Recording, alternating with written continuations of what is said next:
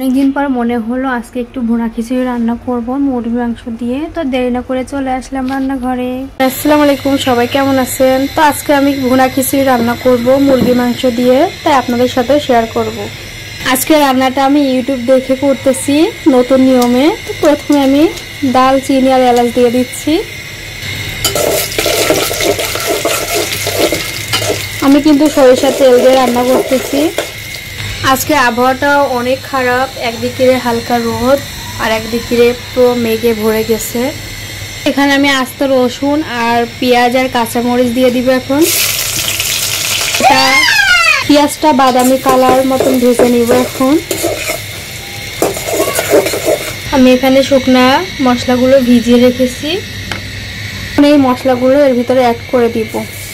এর ভিতরে সব কিছুই আছে, আদা রসুন যাবতীয় যেসব মশলাগুলো লাগে সেগুলাই সব দিয়ে দিলাম। এখন আমি এর ভিতরে হলুদের গুঁড়া আর পরিমাণ মতন লবণ দিয়ে দিচ্ছি। এখন আমি মশলাটাকে ভালো করে কষিয়ে নিব।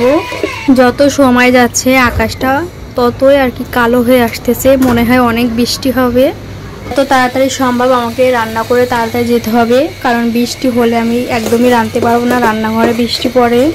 মশলাটা ভালো মতন কষানো হয়ে গেছে, এখন আমি মুরগির মাংসটা দিয়ে রান্না করে নেব।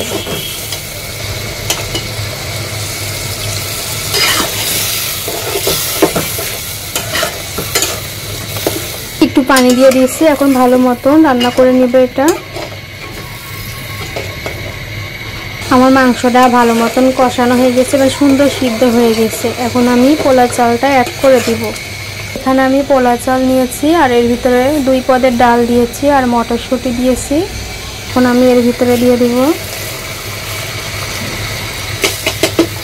ডাল আর চাল ভালো করে মিশিয়ে নিব।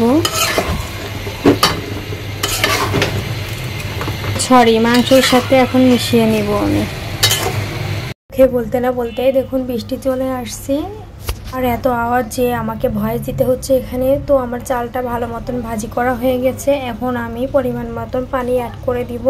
তো আমি যে গ্লাস দিয়ে চালটা মেপে নিয়েছিলাম ঠিক সেই গ্লাসেই পানিটা দিব। আমি এখানে 1 কাপ মতন চাল নিয়েছিলাম, তো আর 1 কাপ ডাল নিয়েছিলাম, তো সেই গ্লাসটা করে আমি 4 গ্লাস পানি দিয়ে দিচ্ছি, তাহলে পানির পরিমাপটা ঠিক থাকবে।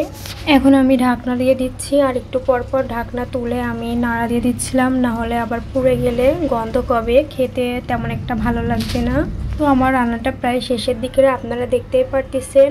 আর ফাইনালি আমার রান্না হয়ে গেছে, অনেক সুন্দর হয়েছে, সব কিছুই ভালো মতন সিদ্ধ হয়েছে আর খেতেও হয়তো বা টেস্ট হবে অনেক। তো আজকের ভিডিওটা এই পর্যন্ত, সবাই ভালো থাকবেন আর আমার ভিডিওটা যদি ভালো লাগে অবশ্যই লাইক কমেন্ট শেয়ার করবেন। আল্লাহ হাফেজ, সবাই ভালো থাকবেন।